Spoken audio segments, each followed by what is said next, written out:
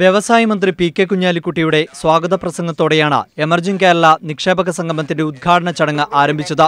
തുടർന്ന് സംസാരിച്ച CAE president ആദി ഗോദ്രേജ emerging കേരളയുമായി സഹകരിക്കുന്നതിൽ അതിയായ സന്തോഷമുണ്ടെന്ന് വ്യക്തമാക്കി. വിവാദങ്ങൾ സംസ്ഥാനത്തിന്റെ വികസന താൽപര്യങ്ങളെ പ്രതികൂലമായി ബാധിക്കുന്നുണ്ടെന്ന് പ്രതിരോധ മന്ത്രി AK ആന്റണി ചൂണ്ടിക്കാട്ടി. യുക്തിപരമായ അഭിപ്രായങ്ങൾ സർക്കാർ സ്വാഗതം ചെയ്യുമെന്നും അദ്ദേഹം പറഞ്ഞു. There seems to be an unending debate on all current issues. At times this debate is good, while at other times it proves harmful to the interest of the states. വിദ്യാർത്ഥികളായി നിക്ഷേപകർക്ക് 20% ഹാജരും 4% grace mark നൽകുമെന്ന് മുഖ്യമന്ത്രി ഉമ്മൻചാണ്ടി പ്രഖ്യാപിച്ചു. Emerging Kerala നിക്ഷേപക സംഗമം മാത്രമല്ല, അഭിപ്രായ രൂപീകരണത്തിനുള്ള വേദി കൂടിയാണെന്നും അദ്ദേഹം പറഞ്ഞു. Emerging Kerala is not just an investors meet.